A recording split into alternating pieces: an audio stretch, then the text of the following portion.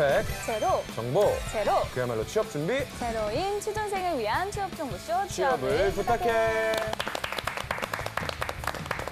네, 오늘도 취업의 문을 향해 힘차게 달려볼까요?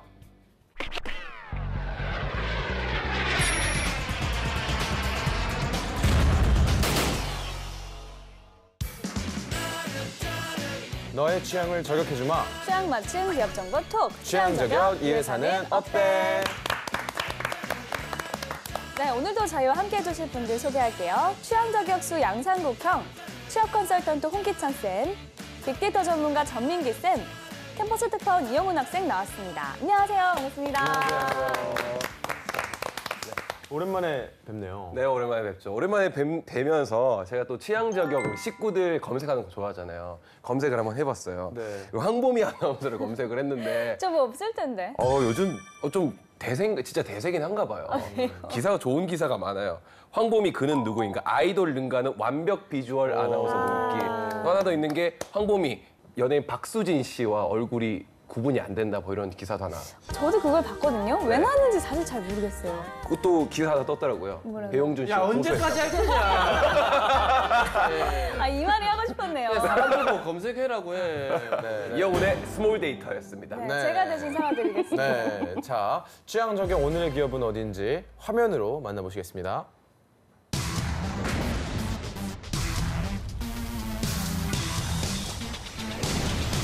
네, 오늘의 기업은 종합에너지그룹 삼천리입니다. 1955년 우리 제품으로 삼천리 반도를 석권하겠다는 포부로 유성현, 이장균 회장이 설립한 삼천리 연탄 기업사가 모태인데요. 창업 후 10년간 실적이 52배나 성장하면서 국내 최고 민영 탄광회사로 성장했습니다. 탄광에서. 1980년대엔 도시가스 사업에도 진출해 업계 1위, 경인 지역 99%의 공급률을 보유하고 외환 위기는 물론 창업 후 51년 연속 흑자 경영을 유지하면서 14년 연속 한국에서 가장 존경받는 기업에 선정되기도 했습니다. 현재는 2세 경영 체제로 전환하면서 친환경 에너지 사업과 생활 문화 사업에도 진출해 외식 서비스, 금융, 자동차 딜러 등 다양한 분야로 계속해서 발을 넓혀가고 있습니다. 네, 삼천리 하면은 사실 저는 자전거를 먼저 떠올렸거든요. 맞아요. 네. 근데 전혀 관련이 없는 기업으로 나와 있습니다. 종합에너지그룹 삼천리인데 우리 영훈 학생, 네. 삼천리 어떻게 생각하세요? 저 솔직히 저도 자전거밖에 네. 검색을 해봤어요. 근데 생각보다 꽤 큰 회사더라고요. 계열사가 17개 막 18개도 되고 그래서 좀 놀랐습니다. 놀랐습니다. 끝이야. 좀 열심히 조사를 좀 해야 될 거 아니야. 여기서 나한테 주는 돈이 얼만데. 열심히 좀 해. 그건 꾸기오군요. 여기 삼천리. 한경북도부터 제주도 남쪽까지 삼천리입니다. 그렇죠. 그래서 우리가 삼천리 금수강산이라고 네. 하거든요. 예, 그까지 저도 조사를 했고 더 조사한 건 사실 없는데 근데 왜 연탄을 요즘에 사실 많이 안 떼요. 연탄 여기 그죠. 역시 세대. 형님 연탄 세대고. 형님 나무 세대인가? 뗄감. 나무 세대. 무슨 도시가스 세대예요, 형님이. 근데 저는 진짜 연탄을 뗐거든요. 오. 여기가 아직까지 잘 되는 게 좀 신기해요. 왜냐면 지금 연탄이 사실 없거든요. 근데 아직까지 흑자로 이렇게 기업을 운영한다는 것 자체가 이게 좀 신기한 것 같습니다. 네. 네. 또 여러 가지 사업으로 그 시대가 변하면서 사업 확장을 하고 있으니까 오늘 이 시간에 제대로 알아보면 좋을 것 같은데요. 네. 먼저 삼천리에 대한 빅데이터부터 알아볼게요. 삼천리 자전거하고 이 회사를 좀 분리해내는 건 사실 쉽지 않은 작업이었습니다. 두 개 자체의 언급량이 47,000건, 1년 정도 됐는데 글쎄요, 삼천리 가스 같은 경우는 이 중에 한 1,000에서 2,000건 정도만 언급이 된 걸로 보이고요. 그러니까 연관어를 보더라도 도시가스라든지 뭐 요금 계산, 전화번호, 연봉, 채용 그 이후에는 경기도 쪽에 이제 지사들에 관한 것이 많이 나왔습니다. 안산, 뭐 화성, 용인, 인천. 이 외에는 사실 삼천리라는 이 회사에 대한 내용을 좀 찾아내기가 어려웠고요. 뭐 저도 사실 이번에 처음 안 회사기 때문에 일반인들 경우에는 삼천리 자전거 외에 삼천리 도시가스를 검색하는 것 자체가 그렇게 쉬운 일은 아니다 이렇게 분석이 됩니다. 네. 자, 그럼 홍 쌤 채용은 어떻게 진행이 될까요? 그 대표적으로 우리나라의 히든 챔피언 강자구 도시가스 시업을 제일 독점하고 있는 기업이에요. 그래서 채용 규모를 보면 최근에 있었던 그 모집을 보니까 사업 개발 파트, 여기는 이제 상경 계열을 좀 우대하는 전공이 있었고요. 그다음에 CS 직군, 그다음에 총무직, 그리고 IT. IT는 이제 산업공학도들하고 통계학도들 그리고 컴퓨터공학도들 전공을 좀 우대했어요.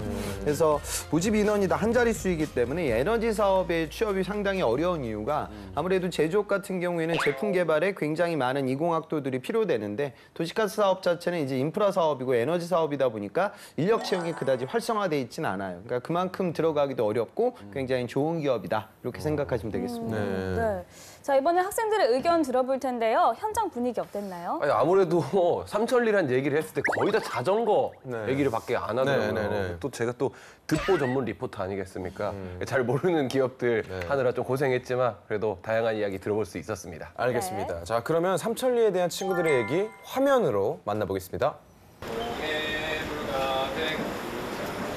빠르고 닳도록 하느님이 보호하사 우리나라 만세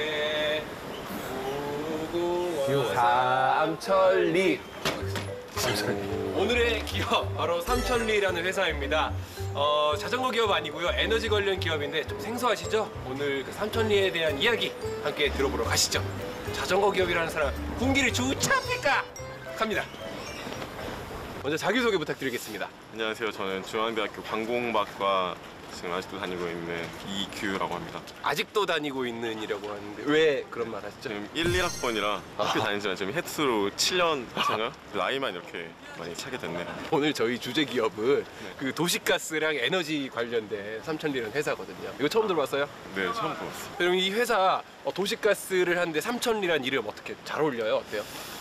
1, 2가 400m씩 이 대한민국 이 한반도 땅을 의미하는 거 아니겠습니까? 삼천리. 취업에 있어서 가장 어려운 게 뭐예요, 본인은? 저는 자소서가 아직까지 서류로 붙은 게 없어서 자소서가 가장 어렵습니다. 이번에 내긴 했어요? 두 군데밖에 안 냈어요. 두 개 냈어요? 네. 두 개 다 떨어졌겠네. 이번 학기가 약간 저한테는 직업 낙천적이에요. 탐색의 저런 상황 학기라서 직업 더 탐색이요? 많이 써야 돼요. 아직도 나이가 하고 있습니다. 몇 살? 나이가 몇 살? 27살인데 이번에 다시 진로를 또 수정을 해가지고 네. 아유, 반갑습니다. 그래요, 그래요. 네. 네네. 아유, 반갑습니다. 네. 네. 공개하는 거 아닌가요? 뿌려니까. 기말고사 잘 치라고 하는 거예요? 네네. 수능도 끝났고 이제 수험생들이 많이 힘들 텐데 네.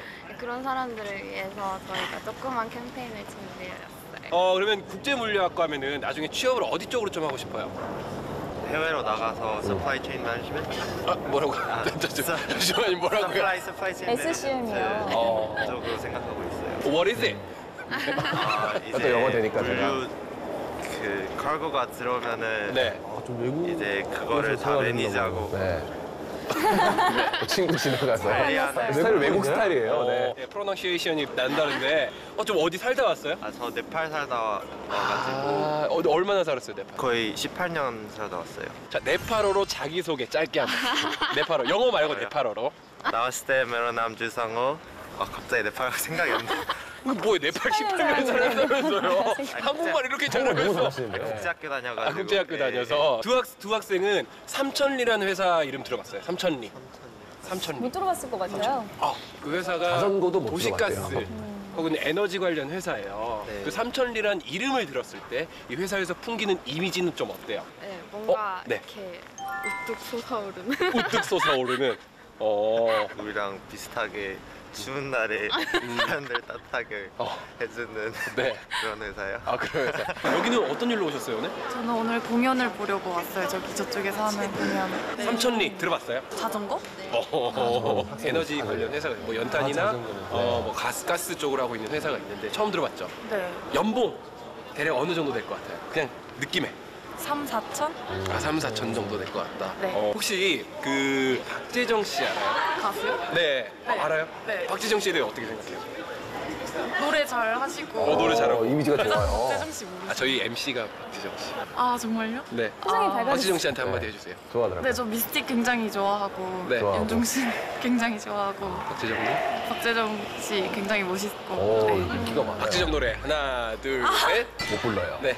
여기까지. 지금 취업 준비 삼천리라는 노래 하나 알겠어. 네, 지금 휴학하고 관세사라고 무역 관련된 예, 자격증 준비하고 있거든요. 그거를 따게 되면 어떤 쪽으로 취업을 하게 되는 거예요? 관세 법인으로 보통 많이 가게 되고요. 아니면은 이제 무역 회사 쪽으로 갈 수도 있고 여러 가지 길이 있더라고요.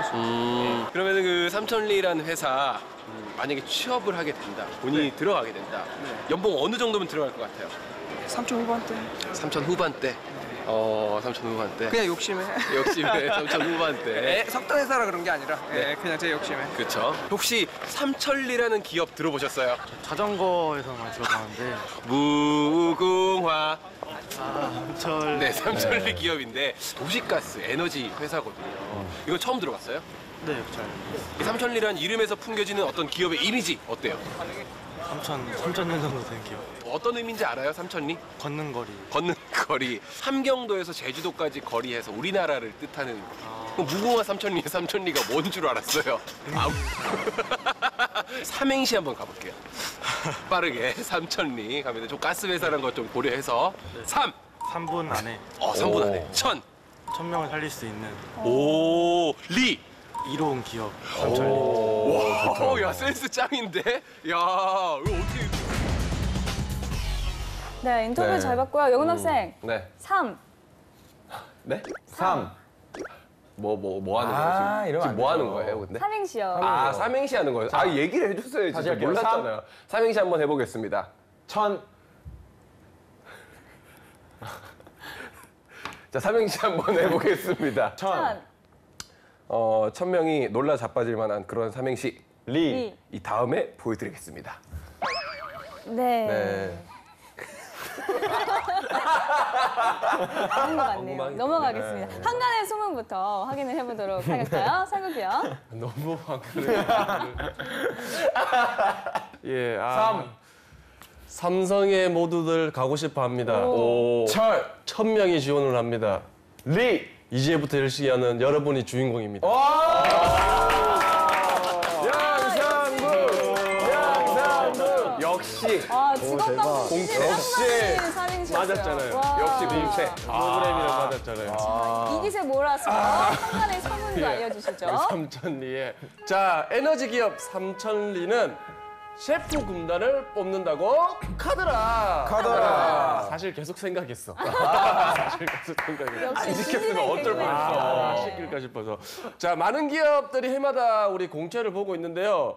보통 기업의 분야에 맞는 인재를 많이 채용을 하는데 우리 삼천리 같은 경우에는 생뚱맞게 셰프를 뽑는다고 합니다. 이거는 뭐 맛있는 밥을 주려고 하는 거예요? 아니면 전문적으로 하는 거예요? 삼천리가 이제 종합 에너지 그룹인데 자체적으로 이제 신규 사업이라고 해서 삼성 ENG에서 외식 사업 부분을 따로 꾸리고 있어요. 그래서 삼천리 라이프 앤 컬처라고 해서 프리미엄 중식 브랜드, 그래서 차이 797이라는 브랜드하고 한식 브랜드 바른고기 정육점 한 14개 정도의 매장을 국내에서 운영을 하고 있거든요. 그래서 관련해서 이제 신입하고 경력직으로 서비스 부분과 조리 부분에서의 채용이 있었습니다. 그래서 실적 자체는 많이 좋아지고 있는 것 같아요. 그래서 11년도 때 매출이 요 담당 파트가 한 30억 원 정도 됐는데 15년도에 100억 원 정도, 3배 이상 상승했기 때문에 또 채용이 있다는 건 그만큼 투자가 더 많아질 거다. 차세대 사업에 대해서 생각을 하고 있다. 그렇게 보시면 되겠습니다. 네.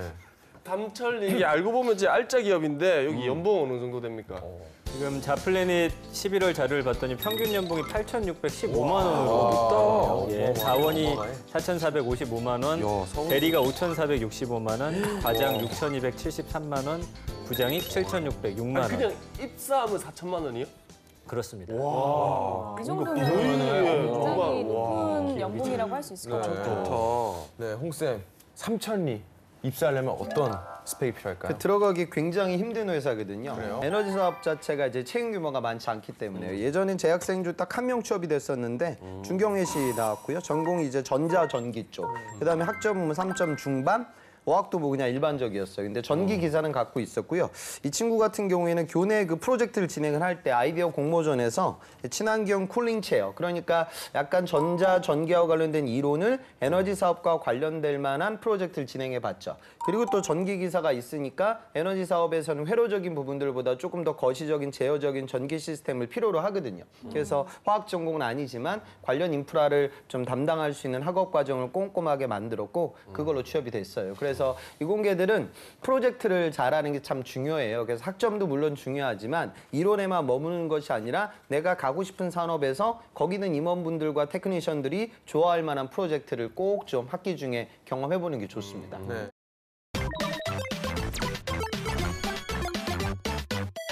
자, 이번엔 기업에 대해 좀 더 깊숙이 알아보도록 하겠습니다. 핫한 키워드로 기업을 저격해보는 시간이죠. 상국이 형.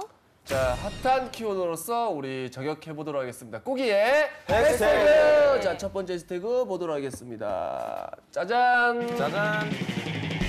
샵, 쉴 땐 쉬고 일할 땐 일한다. 샵, 즐거운 나의 회사입니다. 우리 삼천리 직원들 같은 경우에는 음악이 듣고 싶을 때는 음악을 듣고 네. 그리고 일하다가 졸리면 자고 그리고 쉴 땐 쉬고 놀 땐 놀고 또 일할 때는 일하는 그런 회사라고 합니다. 그래서 우리 집보다 더 편한 회사가 아닌가 싶습니다. 네, 이 회사에서 음악도 듣고 뭐 잠도 자고 이게 사실은 이렇게 일반적으로 이렇게 쉬운 일이 아닌 것 같은데 네. 이 디테일이 너무 궁금해요, 전쌤. 어떻게 한다는 걸까요? 그러니까 삼천리 자체가 임직원의 행복이 곧 기업 경쟁력의 핵심이다 이런 믿음을 가지고 있더라고요. 그래서 구성원이 서로 신뢰하고 자신의 일에 좀 자부심을 갖고 즐겁게 일하는 Great Workplace를 지향한다고 합니다. 그래서 클린 오피스 데이 같은 경우는 매주 마지막 주 금요일에 본인 책상하고 주변을 정리하는 날이라고 하고요. 학창 시절에 했을 만한. 귀엽다. 예. 사물함 정리 같은 거죠. 네. 이제 정리를 하면서 옆 사람하고도 오손도손 이야기도 나누고 귀엽다. 사내 음악 방송을 이제 출근과 중식 시간에 30분씩 음악을 틀어줍니다. 학창 신청곡. 시절에. 방송부 그렇죠. 아니에요? 방송부? 네. 그 웰빙 푸드는 그 정규 식단 외에 샐러드나 샌드위치를 제공한다고 하고요. 그다음에 일프레시 타임이라고 해가지고 업무에 지친 직원들을 위해서 오후 3시에 잠시 쉬어가는 그런 시간이 있고요. 그다음에 캐주얼 데이, 매주 금요일에는 편한 옷을 또 입고 만나게 되고요. 쿠킹 클래스, 가족과 함께 맛있는 추억을 또 만드는 시간. 금연 캠페인도 하고 패밀리 데이는 한 달에 한 번 가족과의 시간을 위해서 5시에 조기 퇴근. 1시간 정도 좀 일찍 보내주는 일도 있고요. 플라워 데이라고 해서 부부의 날 이 배우자에게 화분을 또 전달해주는. 좀 뭔가 낭만적이네. 아기자기한 느낌이죠. 큰 복지는 아니지만 소소한 행복. 예, 소소한 것들 계속 연이어 맞다 보면 그래도 이게 좀 크게 느껴지게 하는 그런 좀 가족적인 분위기인 것 같습니다. 네, 사실 복지보다 더 놀라운 건 이 삼천리가 에너지 기업이라는 건데요. 사실 업계 특성상 좀 보수적이거나 투박한 이미지가 있거든요. 어떻게 이런 시스템을 만들었을까요, 홍쌤? 저는 예전에 그런 게 참 싫었는데 이게 산에 많이 가요. 그래서 저는 개인적으로 산행하는 걸 별로 안 좋아해서 그런 산행을 왜 가나 이렇게 생각했는데 요즘은 이제 그런 딱딱한 문화에서 이런 부드러운 문화로 바뀌고 있죠. 근데 중요한 건 구직자들 입장에서는 뭐 그런 부드러운 문화가 우리 기업의 비전을 보여준다. 그건 아니거든요. 그러니까 삼천리 같은 경우에는 안산 복합 화력 발전소를 또 준공을 해서 가동을 시작했고요.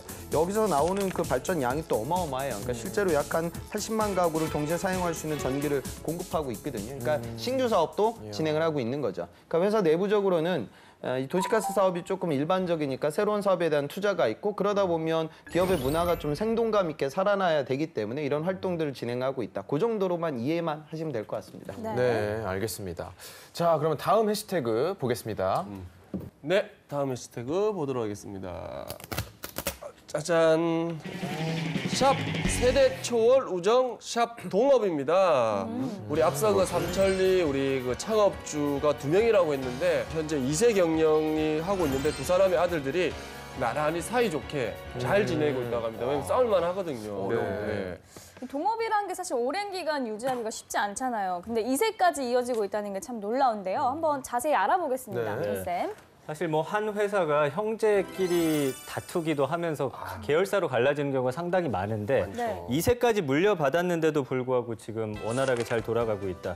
어떤 견제 시스템이라든지 그 구조가 좀 잘 이루어졌다 이렇게 보시면 좋을 것 같고요. 이 창업자는 유성현 회장, 이장균 회장 두 사람이고요. 1955년부터 이 회사를 함께 운영을 합니다. 근데 지금 벌써 뭐 60년 이상 함께 운영했는데도 불구하고 큰 문제 없이 계속 이어지고 있다라는 거고요. 언제 깨질지 사실 장담할 수는 없지만 이런 시스템이 잘만 갖춰져 간다면 뭐 3세 경영까지도 이어지지 않을까 뭐 그런 예상도 해볼 수 있겠습니다. 뭐 이 정도 체계라면 뭐 동업이라기보다는 뭐 사실 동반자, 뭐 사업의 동반자라고 봐야 될 것 같은데 일반적으로 이런 시스템은 어떤 영향을 줄까요? 경영에 있어서. 그러니까 대표적인 사례가 이제 우리가 LG 이야기를 하는데 굉장히 재계 최상위권 그룹들이 이제 쪼개질 때 LG전자 같은 경우에는 뭐 전자라든가 LG화학 에너지 사업 위주로 그다음 GS는 이제 정유 사업하고 또 그가 내수 사업으로 이렇게 분리가 됐죠. 근데 그런 분리가 이루어지는 과정들 속에서도 잡음이 일어나지 않았어요. 그래서 선대 창업주들 입장에서는 그런 협업이 역할 분리도 아마 분명히 있었을 것 같아요. 그러다 보니까 그렇게 동업이 잘 이루어졌는데 2세, 3세로 가게 되면은 경영권에 일부 리스크가 있을 수도 있기 때문에 이 부분은 조금 더 우리가 지켜봐야 할 것 같고요. 그러니까 운호 경영의 단점은 경영진의 경영 능력을 검증할 수 있는 프로세스가 들어오기가 힘드니까 문제점이 있지만 또 운호 경영은 장기적인 비즈니스 플랜을 꾸려갈 수가 있거든요. 특히나 에너지 사업이라고 하면 투자 금액이 작은 투자 금액이 아닐 거예요. 그리고 아까 제가 뭐 화력 발전 에너지 사업 투자를 얘기했는데 발전 에너지와 관련된 인프라 투자가 당장 뭐 1년, 2년 내에 수익률이 나오진 않을 거거든요. 그러니까 장기적 관점에서 투자가 이루어져야 하는데 그런 운호 경영 자체의 강점을 갖고 있는 기업인 것도 또 맞은 것 같습니다. 그래서 여러분들 구직자라고 하면 이 운호 경영의 장점과 단점을 둘 다 알고 면접장에 가셨으면 좋겠습니다. 네.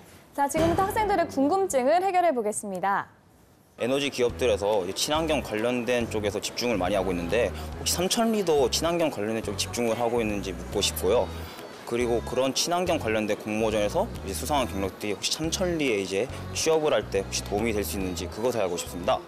요즘 뭐 에너지 기업들이 친환경 쪽으로 이렇게 많이 주력을 하고 있는 기업이 많잖아요. 그리고 삼천리도 그런 게 있는지 그리고 또 그쪽으로 쌓은 경력들이 취업을 할 때 도움이 많이 될런지 묻더라고요. 친환경이라는 건 그냥이 뭐 환경에만 좋다 이것만 들어오는 건 아니고요. 발전 효율성 자체가 아주 중요하거든요. 그러니까 지금 대학생들이 많이 참여하고 있는 공학 관련된 그리고 친환경과 관련된 대회들은 아이디어 자체를 요구하는 거예요. 친환경에 다가가기 위해서 에너지 효율성을 높이기 위한 공학적인 문제 해결 능력의 히스토리가 누구나 있을 거예요. 그래서 결과보다는 좀 과정, 타이틀보다는 과정에 초점을 맞춰서 언급을 했으면 하는 바람입니다. 네. 또 다른 질문 들어보겠습니다. 외국어 능력이 앞으로 취업에 있어서 덜 중요해진다고들 말을 많이 하는데 저는 지금 어문과기 때문에 가진 스펙이 이제 거의 대부분 언어 쪽이거든요. 그래서 언어 외에 만약에 내가 다른 걸 개발해야 된다면 어느 쪽을 중심으로 개발하면 좋을지 궁금합니다. 문과 학생들은 전문성을 좀 어필하기 힘드니까 어떤 점을 좀 어필하면 좋을까요?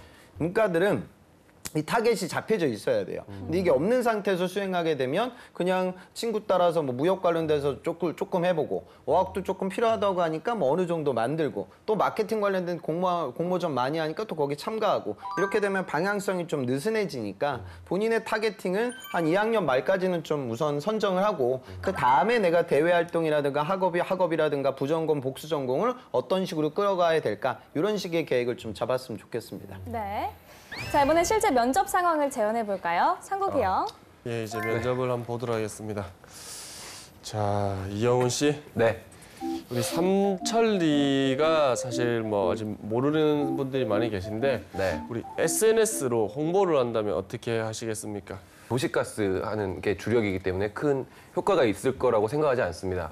하지만 그래도 그 최근에 좀 많이 커지고 있는 외식업 분야 쪽은 그 효과가 있을 거라고 생각해요. 그래서 원래 삼천리가 가지고 있었던 그런 연탄 같은 이미지의 그런 외식 경영을 좀 접목을 해서 그 연탄 나르기 봉사를 많이 하지 않습니까? 그런 연탄을 아직도 쓰는 취약계층에 외식업체가 나가서 이렇게 뭐 무료 급식이나 이런 봉사하는 영상을 SNS로 좀 많이 퍼뜨린다면은 뭐 사람들도 이렇게 따뜻한 영상 보면서 홍보가 에너지 이미지 플러스 그리고 또 외식업도 더 홍보가 될 것 같고 좋은 캠페인, 공익적인 효과도 있을 것 같습니다. 무조건 실외 기온에 따라 에어컨을 틀 수 있는지 없는지를 규제를 하고 있어요. 네. 예.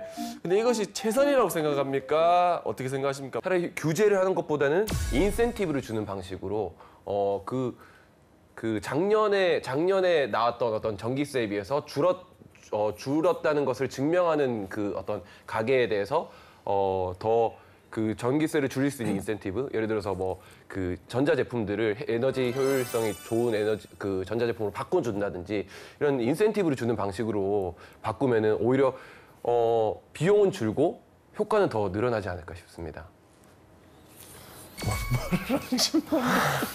에너지 사업에서 가장 큰 영향을 미치는 거는 뭐라고 생각합니까? 아무래도 에너지 산업을 이끌어가는 전략이 제일 중요하다고 생각합니다. 국제 유가가 어떻게 변하느냐에 따라서 거기에 맞는 안정적인 그 수급 전략을 짜놓고 그리고 손실이 나야 될 상황일 때 손실을 최소화하고 이득이 날 수 있는 상황일 때 이득을 최대화할 수 있는 그런 전략들이 가장 중요하다고 생각합니다. 전략이 뭡니까 그래? 그런 변동폭에 큰 영향을 받지 않게 다양한 에너지를 받을 수 있는 공급처들을 확보하는 것이 비용을 잘 절감하게 계약을 맺는 것이 가장 중요하고 네, 그런 전략이라고 생각합니다. 아까 그 SNS 홍보 방안은 제가 보기에는 좋은 아이디어인 것 같아요. 그러니까 삼천리 같은 경우에는 도시가스 회사거든요. 그러니까 그러다 보니까 일반적인 뭐 여러분들 흔히 접하는 뭐 패션, 뷰티 뭐 이런 기업들처럼 홍보 활동을 다각화시킬 필요는 없어요.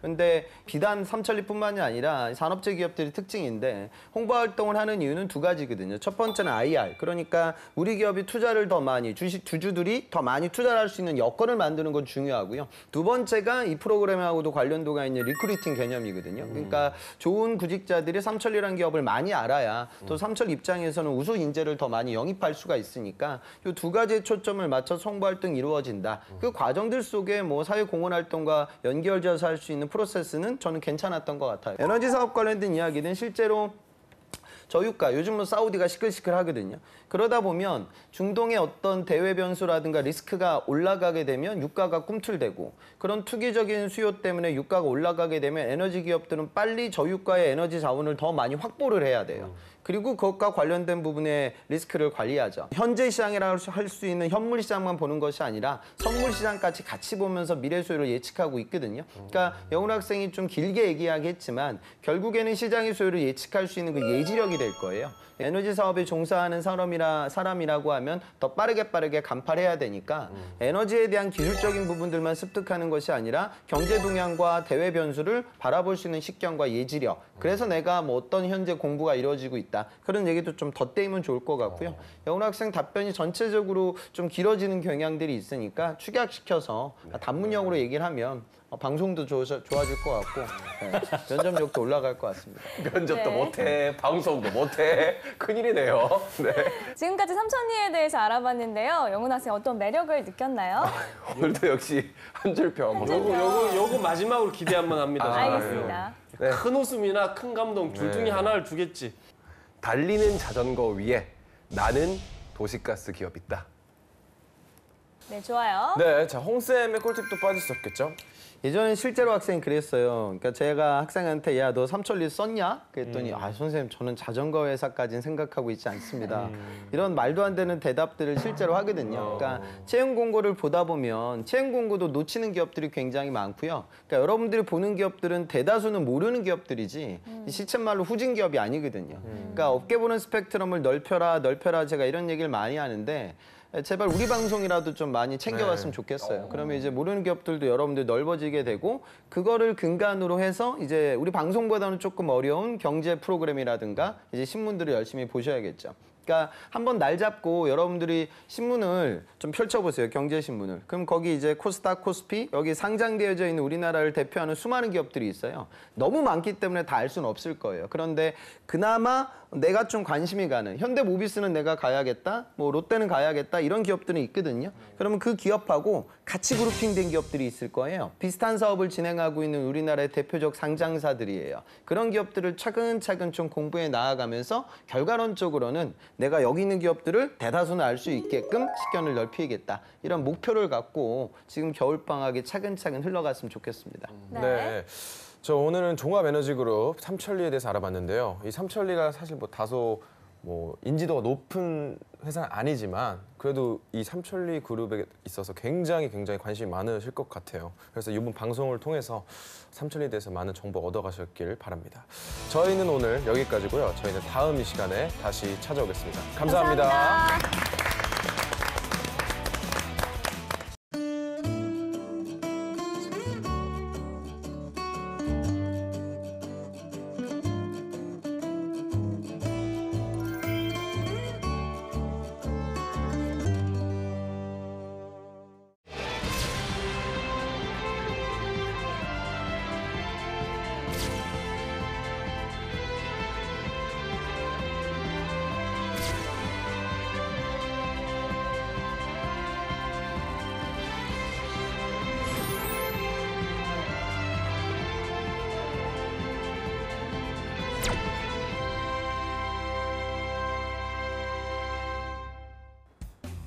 안녕하세요. 네. 안녕하세요.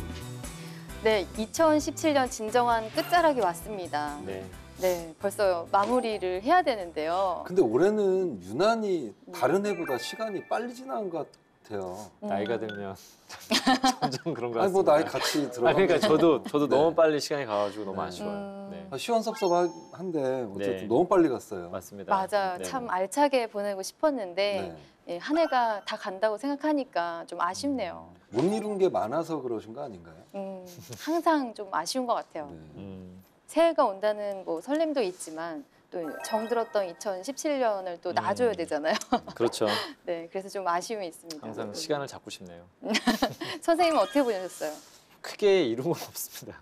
크게 이룬 건 없는데 좀 2017년도에 뭐 개인적으로 저희가 일을 하는 데 있어서 뭐 또 4차 산업이니 막 이런 게 너무 화두가 돼가지고 맞아요. 막 그런 걸 따라가기가 되게 힘들다는 생각이 들기도 하고 또 저희는 또 학생들한테 최신 정보를 전해줘야 되는데 뭐 경제 이 환경이라든지 산업이라든지 기업도 너무 많이 바뀌고 뭐 새롭게 뭐가 만들어지고 하다 보니까 그런 것을 따라가기도 이제 쉽지는 않다라는 생각이 좀 들고 올해는 그래도 제가 조금은 하나 이룬 게 있다면 좀 약간 건강 관리를 좀 많이 했던 것 같아요. 개인적으로 좀 운동도 많이 하고 그런 부분은 조금은 보람이 있지 않았나라는 생각이 좀 듭니다. 역시 자기 관리가 철저한 학생이다. 그렇지 않습니다. 본받아야 될 것 같아요. 삼촌은 어떻게 보내셨어요? 저는 올해 성과가 큰 게 하나가 있었습니다. 뭔가요? 면사포에서 잘리지 않고 계속해서 이렇게 출연을 했다는 것. 너무 감사드려요. 감독님께도 감사드리고. 아주 그게 제일 큰 크지 않았나 성과군요. 싶습니다. 이게 또 우리가 같이 해서 참 좋았지 않습니까? 뭘 같이 했죠? 이렇게 함께 했잖아요. 모든 것들을. 네, 좋았습니다. 네, 함께해서 정말 좋았습니다. 좋았던 것 같아요. 네.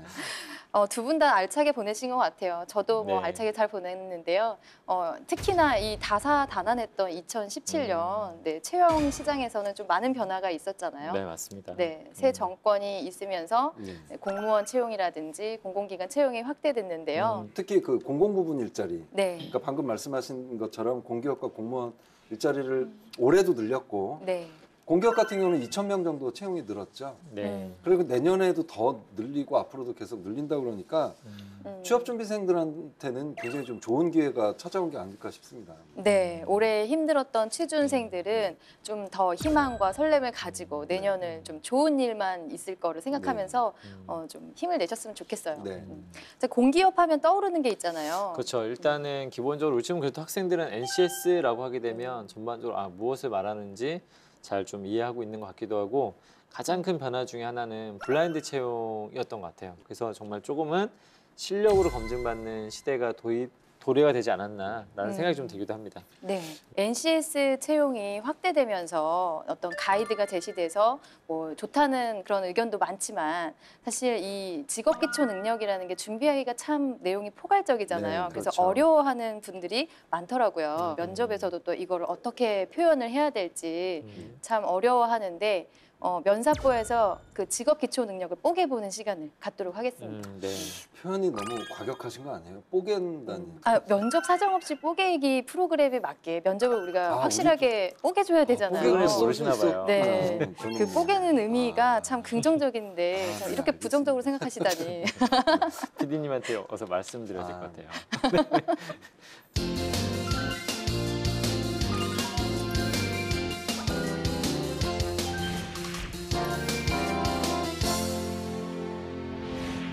사실 직무가 좀 셀 수 없이 많잖아요. 그렇죠. 네, 그래서 이것을 다 다루기에는 어렵고 이 직업 기초 능력을 어떻게 적용하면 되는지 좀 대표적인 직무를 좀 꼽아서 저희가 예를 들어보면 좋을 것 같아요. 네, 그래서 한 4가지 직무 정도를 한번 나눠서 생각하면 좋을 것 같은데 네. 하나는 좀 연구 관련된 분야들, 네. 그다음 하나는 영업 관련된 분야들, 네. 그다음 하나는 좀 기술이라고 하게 되면 지금 저희가 한 연구 분야에 대해서 아까 말씀을 드렸는데 연구 분야를 뭐 제외하고 뭐 전산 분야라든지 네. 혹은 아니면 뭐 생산 기술이라든지 생산 관리라든지 이런 분야를 약간 총칭해서 좀 기술 분야라고 한번 저희가 볼 수 있을 것 같고요. 네. 그다음에 저희가 뭐 경영 지원이나 경영 관리나 뭐 행정으로 또 총칭될 수 있는 뭐 경영 관리 관련된 부분 한 4가지 정도 나누어서 살펴보는 것도 좋을 것 같습니다. 네. 그러면은 실제로 우리가 각 그 직업 기초 능력에 어떻게 좀 준비를 하면 좋을지 예시를 좀 들어볼게요.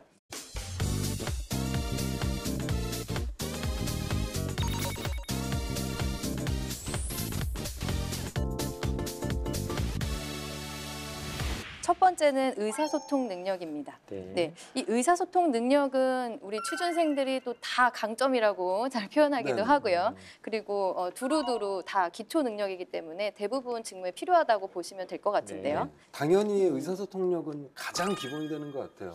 그리고 이제 아까도 말씀하셨듯이 네. 다들 평상시에 의사소통을 해왔으니까 강점이라고 생각을 하는데 근데 의사소통은 사실은 글과 말로 표현을 서로 주고받는 거거든요. 네. 서로의 생각을.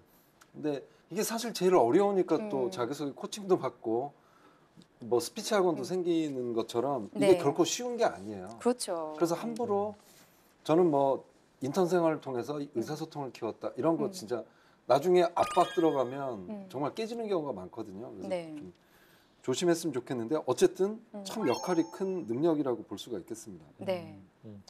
그리고 일단 의사소통 능력은 참고했으면 좋을 만한 사이트가 ncs.go.kr에 들어가시게 되면 네. 직업 기초 능력에 대해서 좀 자세히 설명이 되어 있는데 네. 그 중에서도 의사소통 능력의 하위 단위가 또 있습니다. 맞습니다. 그 중에는 네. 문서 이해를 한다, 문서 작성, 경청 능력, 의사 표현 능력, 기초 외국어 능력 등 총 5가지 영역으로 나눠진다는 것도 좀 이해를 하고 어떻게 적용시킬 것인가에 대해 생각하면 좋을 것 같습니다. 네. 그러면 각 직무에 좀 이렇게 네. 저희가 어떻게 적용이 되는지 얘기를 좀 해볼까요? 네. 네. 일단 뭐 경영 예. 쪽에 어떻게 경영 적용을 지원 하면 쪽에서는 좋을까요? 주로 직무가 문서로 이루어지기 때문에 네. 다 문서죠. 그러니까 여기서는 문서 이해를 잘해야 됩니다. 특히 요즘은 글로벌 시대다 보니까 기초 외국어 능력도 상당히 좀 중요합니다. 그리고 맞습니다. 외국 직원도 많이 뽑는 경우도 있고 외국으로 많이 진출을 하고 사업이 많이 진출하고 그러기 때문에 기초 외국어 능력은 좀 상당한 수준으로 갖추고 있어야 된다고 생각이 됩니다. 네. 영업 쪽도 얘기를 해볼까요? 뭐 영업 쪽도 당연히 근데 여기에 나와 있는 영역 자체가 네. 뭐 굉장히 좀 많이 중요하지 않습니까? 예를 들면 영업을 한다 하게 되면 사람들이 좀 판매한다라고 이렇게 생각할 수도 있는데 뭐 네. 판매도 영업의 하나의 부분이 될 수 있지만 네. 사실은 문서가 굉장히 많이 왔다 갔다 하거든요. 그래서 예를 들면 제안서를 만든다든지 맞아요. 기획서를 만든다든지 하기 위해서는 기본적으로 어떤 문서 작성 능력 그래서 이런 것들을 평가하는 또 기업들에서는 아예 에이스탄수 처음부터 네, 파워포인트를 가지고 어떠한 주제를 주고 문서를 한번 만들어 갖고 와봐라 해가지고 뭐 문제 해결 능력도 보겠지만은 문서 작성 능력도 네. 본다는 것도 한번 체크해 보셔야 될 것 같고요. 네. 그다음에 우리가 면접이나 이런 데서 보게 되면은 특히 영업 계통이나 사람을 많이 상대하는 분야에서는 사실은 말을 하는 것도 되게 중요하지만 이 사람이 어떤 사람들을 대하는 모습을 보거든요. 스킬을 볼 때 경청을 굉장히 잘하는 친구도 있습니다. 그래서 맞아요. 뭔가 저렇게 그 경청을 잘하는 면접자의 모습을 보게 되면 아, 왠지 고객이랑도 굉장히 잘 통할 수 있을 것 같다라는 느낌을 심어줄 수도 있을 것 같기도 하고요. 네. 그다음에 의사 표현력은 뭐 전반적 면접을 통해서 아, 이 사람이 어떻게 표현하고 의사소통을 하는지를 보기도 한다라고 볼 수 있는데 일단 기본적으로 영업 분야는 사람을 설득해야 되기 때문에 또 수려한 어떤 네. 이 말솜씨, 논리력 있는 말솜씨, 어떤 정확한 어떤 표현 이런 것도 굉장히 좀 중요하지 않을까라는 생각이 좀 들기도 합니다. 네. 그리고 이제 기술 분야가 있죠. 예. 네.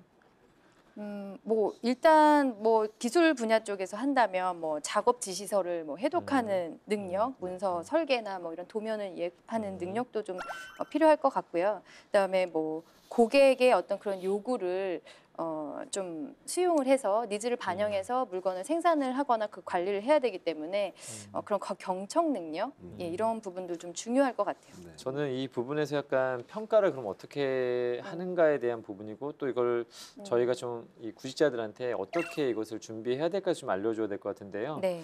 대체로 문서 이해나 문서 작성이나 이런 적인 어떤 측면을 봤을 때는 좀 시험으로 많이 나오는 것 같기도 하고요. 이 유형 자체가.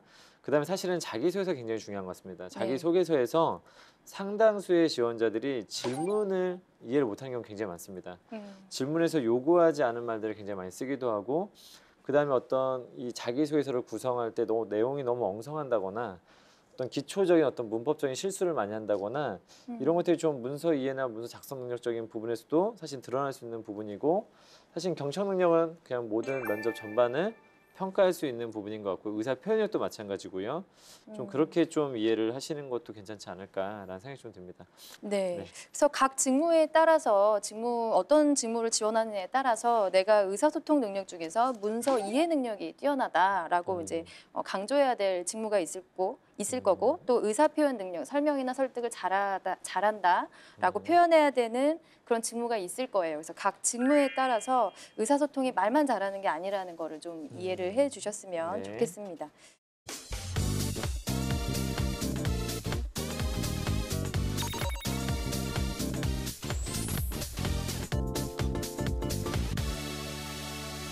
두 번째는 수리 능력입니다. 수리 능력은 직장 생활하면서 당연히 기본적으로 수행하는 데 필요한 능력인데요. 네. 사칙 연산, 그다음에 기초적인 통계, 도표 분석, 그다음에 도표 작성. 네. 그다음에 이제 나중에 이 도표를 통해서 어떤 결과 제시를 하는 그런 능력까지 다 포함되어 있습니다. 네. 그러면 이제 수리 능력을 어떻게 또 적용을 하면 좋을까요? 일단 뭐 경영 쪽에서 얘기를 해볼까요? 경영 쪽은 특히 경영 쪽에서는 수리 능력 골고루 필요하죠. 뭐 네. 인사팀 내에서도 직원 통계라든가 그렇죠. 이런 직무를 할 때는 수리 능력이 반드시 필요하고요. 특히 관리 업무를 할 때는 퍼센트 내는 게 상당히 좀 중요합니다. 네. 그래서 수리 능력 시험 중에 수분을 정도 묻고 뭐 이런 것들이 있겠죠. 네. 그다음에 당연히 돈을 다루는 회계나 자금 이쪽에서는 네. 당연히 여기서는 뭐 수리 능력은 뭐 더 이상 뭐 강조하지 않아도 될 만큼 중요한 능력이죠. 네. 구매부서에서도 구매부서도 네, 마찬가지로 필요한 다 것 같아요. 숫자죠, 네. 숫자. 네. 그렇죠. 그러면 영업 쪽에서는 어떤 거를 좀 강조해서 표현하면 좋을까요? 영업 쪽도 사실은 수치 능력이 좋다라는 표현을 아예 처음부터 쓰는 경우들이 많고 사실은 네. 영업은 또 이윤을 내야 되는 부서 아니겠습니까? 맞습니다. 그래서 하다 보면은 뭐 이전에 한 친구가 이전에 어떤 회사에 일을 하고 있었는데 회사가 요구하고 있는 영업 목표 이익률이 있고 그다음에 고객이 또 요구하는 그 이익률이 있는데 어느 정도의 단가를 조렸을 때 그런 것을 굉장히 복잡하게 계산을 많이 하더라고요. 그래서 네. 이것을 맞추기 위해서 구매팀에서는 생산 단가를 좀 이제 자재를 구매하는 것을 좀 어떻게 단가를 낮출 수 있을지 네. 아니면 생산 원가를 어떻게 낮출 수 있을지 이 개발팀, 품질팀 모든 팀을 또 합산해 가지고 종합적으로 수리적인 어떤 수치적 감각을 통해서 우리 회사가 이제 지키고자 하는 어떤 목표 이익과 고객이 요구하는 어떤 이익을 요구하는 어떤 사안을 달성하기 위한 어떤 수리적인 어떤 부분도 필요하기 때문에 생각보다 수적 감각이 너무 떨어지게 되면은 고객한테 말 한 번 잘못하게 되면은 다시 되돌릴 수 없거든요. 우리 얼마 네. 해주겠다. 근데 앞뒤를 재지 않고 말을 하다 보면은 굉장히 큰 문제가 발생할 수도 있기 때문에 당연히 영업에서도 어떤 기본적인 수적 감각, 수치 능력 이런 것들이 좀 중요하지 않을까라는 생각이 좀 듭니다. 맞아요. 특히 영업 직무에서 수리 관련해서 한 가지만 더 덧붙이고 싶은 게 있는데 이제 수리 능력도 필요하지만 숫자에 대한 그 스트레스를 받지 않는 게 필요해요. 영업은 네. 계속 수치로 압박도 이렇게 들어오고 좀 그러잖아요. 그래서 숫자에 스트레스 받지 않고 그거는 이제 능력적인 측면보다는 뭐라고 해야 될까요? 뭐 적응력이라고 해야 될까요? 그쵸. 그런 부분 아주 중요합니다. 네, 월말이 돌아오는 게 좀 무섭다고 할 정도로 실적 관리를 해야 되기 때문에 그런 수치 능력, 숫자 감각 이런 것들이 중요할 것 같고요. 그럼 연구 개발로 넘어가서요. 연구 개발은 뭐 통계를 내는 것도 중요하겠죠. 자료를 뭐 분석하고 하는 것도 중요할 것 같고요. 일단 기본적으로 뭐 하중을 계산한다거나 이런 것도 되게 많아서 훨씬 더 이제 사실은 뭐 여기서 요구하는 사칙 연산이나 기초적 통계 방법을 좀 더 뛰어넘는 수준이라고 좀 더 볼 수 있고 그다음에 연구 개발도 결론적으로는 연구 개발을 하는 사람한테 마케팅적 감각을 항상 가지라고 얘기를 하는데 이 마케팅적 감각이란 건 뭐냐면 최우선의 제품, 뭐 최고의 기능을 갖춘 제품을 만들기보다는 회사가 이익을 낼 수 있는 시장이 원하는 것을 만들어야 되지 않습니까? 그러기 위해서는 어느 정도 어떤 제품, 어떠한 그 부품을 썼을 때 얼마 정도의 이걸 단가를 만들 수 있는지에 대한 기초적 또 수리 감각이 굉장히 필요하다. 개발을 할 때 필요한 어떤 계산적인 어떤 부분에 대한 것도 있지만은 단가 선정이라든지 이런 부분에서 이게 과연 우리가 만들었을 때 뭐 이게 시장성이 있는지 없는지를 좀 수적 감각을 통해서 보여주는 것도 굉장히 중요하다고 말씀드리고 싶습니다. 네. 근데 기술직 같은 경우에는 예를 들어서 뭐 생산 기술이나 관리일 경우에 생산량을 또 목표량을 또 측정을 해야 되고, 그렇죠. 네. 그리고 뭐 수율이라든지 뭐 분량률이라든지 그런 것도 또 관리를 해야 되기 때문에 좀 필요할 것 같아요. 네. 특히 연구, 영업, 기술 이쪽에 지원하는 사람들은 자기소개서나 면접에서 정확한 수치를 얘기해 주는 게 가장 중요할 것 같아요. 네.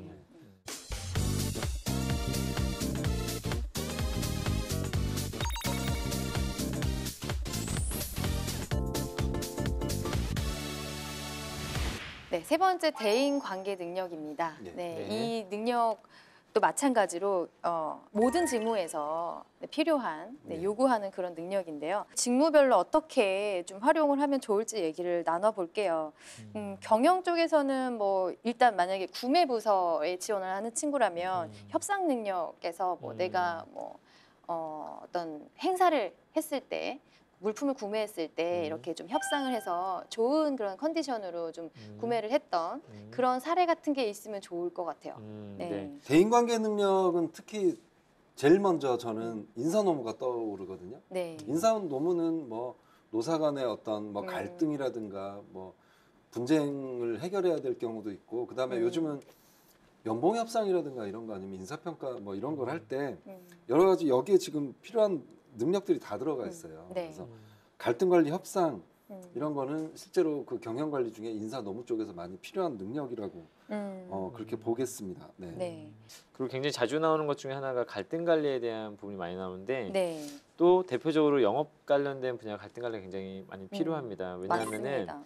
또 외부의 어떤 업체들과의 어떤 갈등이 생길 수도 있고, 네. 사실은 외부 업체하고는 사실은 영업자가 사실 갈등을 만들 수가 없거든요. 네. 절대적으로 끌려다니는 어떤 의뢰 위치에 있기 때문에 대부분의 경우는 내부 조직원들과의 문제거든요. 이제 고객이 요구하는 상황과 이제 내부 직원들이 이제 서포트해줄 수 있는 부분에 있어서 뭐 예를 들면 뭐 영업팀이 뭐 예를 들면 구매팀과도 갈등이 생길 수도 있고, 품질팀과도 갈등이 생길 수 있고, 개발팀과도 갈등이 생길 수 있는데, 이런 부분에 대한 걸 이제 소재를 쓸 때 저는 좀 혹시 학과 전공들 중에서 혹시 다른 학과 학생들과 다른 분이 각각의 서로 지식이 다른 상태에서 뭔가 일을 수행하던 과정에서 겪었던 갈등이라든지 그리고 그 갈등을 어떻게 관리했는지에 대한 부분을 좀 잘 설명해 줬으면 좀 좋겠다라는 생각이 좀 듭니다. 그리고 뭐 저는 영업 쪽이나 연구 쪽이나 뭐 기술 쪽이나 그런 리더십이나 팀워크를 이제 다 이제 물어보잖아요. 네. 그런 걸 물어볼 때 같이 팀 과제를 수행했던 경험, 네, 그런 것들을 좀 했으면 좋겠어요. 영업 관리 같은 경우에는 뭐 영업점이나 아니면은 그런 직원들을 관리하는 경우도 있고, 네, 그리고 뭐 연구개발 같이 프로젝트를 하고 프로젝트를 이끌 수도 있고요. 그다음에 뭐 기술직에서도 마찬가지이기 때문에 뭐 생산 관리를 하게 되면 같이 협업을 해야 되는 부분이 있잖아요. 그래서 같이 그런 프로젝트를 수행했던 경험을 좀 얘기를 하면 좋을 것 같습니다. 보통 갈등 관리나 리더십 이런 거 얘기할 때 이제 해당되는 직무에 지원할 때 이렇게 좀 묻는 경우가 많잖아요. 자기소개서 항목이나 면접이나 이런 데서. 그런데 이럴 때 그 감점을 맞는 사람들이 꽤 많은 것 같아요. 예를 들면 이런 거죠. 다른 사람을 좀 부정적으로 묘사하면서 나는 잘했는데 다른 사람 때문에 갈등이 일어났고 그래서 내가 이끌어서 잘했다. 이제 이런 거 좀 조심했으면 좋겠고요. 그리고 뭐 특히나 영업 직군에서는 고객 서비스 능력을 빼놓을 수가 없잖아요. 네. 실제로 그 고객을 상대했던 경험, 아르바이트를 하면서 그런 사례를 좀 얘기를 해주는 게 좋을 것 같네요. 네. 네.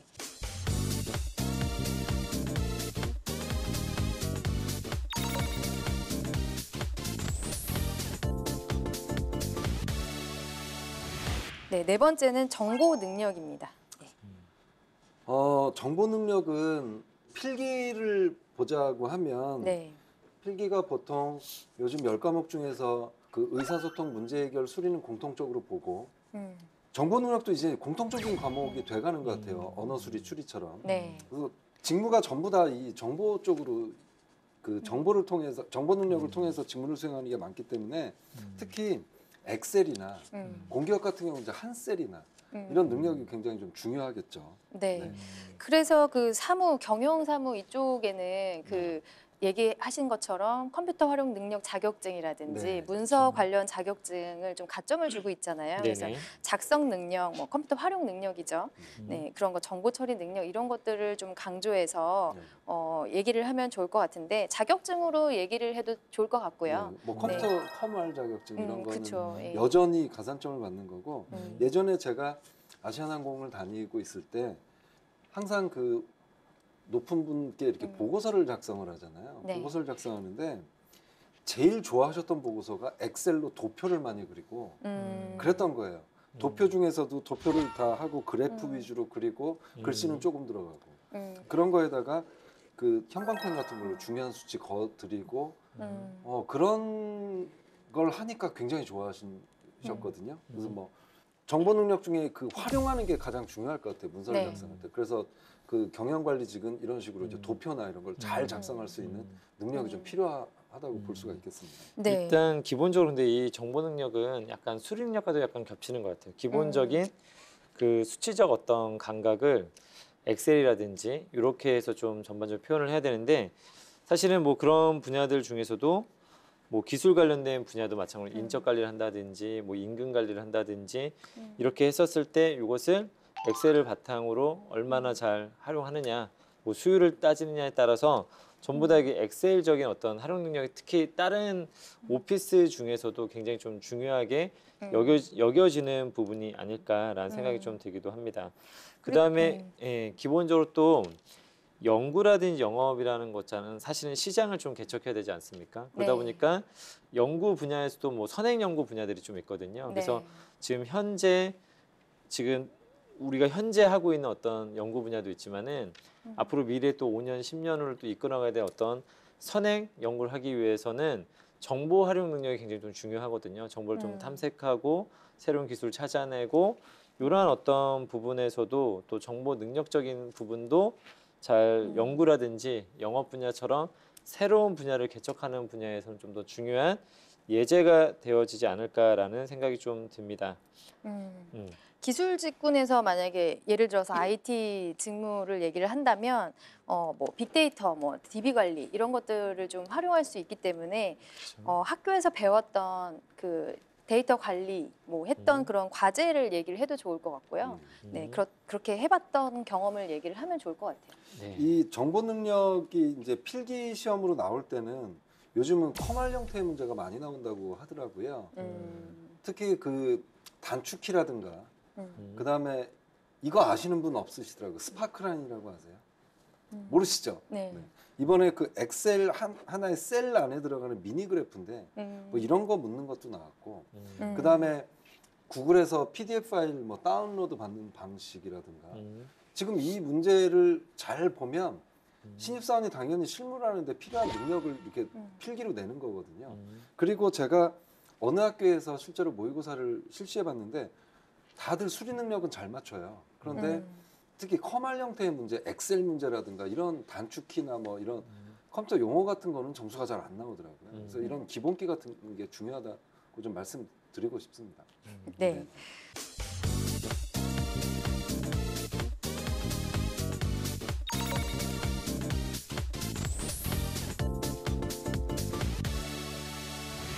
자, 이제 10가지 중에서 벌써 이제 5번째인데요. 5번째는 자기개발 능력입니다.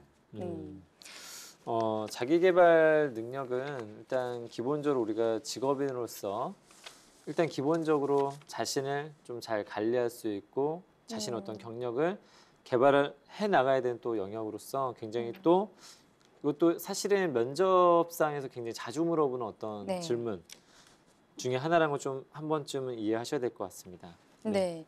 이 자기개발 능력 같은 경우에도 두루두루 이제 필요하기 때문에 뭐 경영 쪽 같은 경우에는 뭐 자격증을 열심히 취득했던 그런 경험이라든지 뭐 영업 쪽에서는 관련된 어떤 그런 연수, 교육, 다른 것들을 뭐 했던 거, 뭐 연구 개발 쪽도 마찬가지일 것 같고요. 그다음에 기술 쪽에서도 뭐 세미나나 뭐 학회나 뭐 그런 기술을 계속 배우기 위해서 학습하는 그런 사례들을 좀 얘기를 하면 좋지 않을까 그런 생각이 드네요. 자기개발 능력은 사실 직무 관련된 것보다는 이제는 직장인들의 자기가 생존하기 위해서 필요한 능력이거든요. 그러니까 4차 혁명 시대에 자꾸 새로운 것들이 나오고 그러려고 그러면 그걸 따라잡으려면 특히 자기 일자리를 잃지 않으려면 예전과는 다르게 뭔가 공부를 하고 좀 계속 그렇게 하지 않으면 안 되거든요. 그렇죠. 그래서 이거는 정말 어떤 직무에 필요한 능력보다는 개인에게 누구나 이제 그 직장인들한테 모두 필요한 능력이 아닐까 싶습니다. 그 다음에 이 자기개발 능력이 또 보게 되면 뭔가 직무적으로 어떤 배우고 앞서 나가는 것도 생각해 볼 수 있지만 또 자기 관리적 어떤 측면에서 스트레스를 또 관리하는 것, 특히 영업 관련된 분야 같은 경우에는 항상 큰 스트레스 중에 하나가 뭐냐면 영업 목표를 할당량을 채워야 되는 어떤 압박감, 그런 스트레스. 그래서 회사에서 항상 많이 물어보는 또 질문이 스트레스를 어떻게 관리하고 있는지에 대한 어떤 부분을 많이 물어보고 있는데 그래서 맞아요. 본인이 스스로가 좀 건전한 어떤 취미 생활이라든지 뭔가 스트레스를 또 이렇게 잘 해소할 수 있는 방법이라든지 이런 것도 굉장히 좀 중요한 것 같습니다. 예를 든다면 학생들이 근데 스트레스를 관리하다 보면 가끔씩 이런 얘기를 좀 하시는 분들이 있어요. 사실은 회사 생활을 하면서 할 수 없는 것들, 예를 들면 뭐 스트레스를 풀기 위해서 어떻게 노력하냐 하게 되면은 뭐 여행을 좋아한다. 하게 되면 사실은 이게 지금 당장 막 바쁜 어떤 업무 상황 속에서 풀기에는 좀 어려운, 약간 공감하기 어려운 이야기들이 나오다 보니까는 좀 스트레스에 대해서 얘기할 때는 좀 뭐 예를 든다면 뭐 어떤 친구는 좀 그런 얘기를 하더라고요. 아주 인상 깊었던 얘기가 있었는데 그냥 길 지나가다가도 이렇게 쓰레기통 옆에서 어떤 잡초가 자라는 모습을 보면서 그런 부분도 되게 좀 많은 어떤 영감을 얻는다고 하더라고요.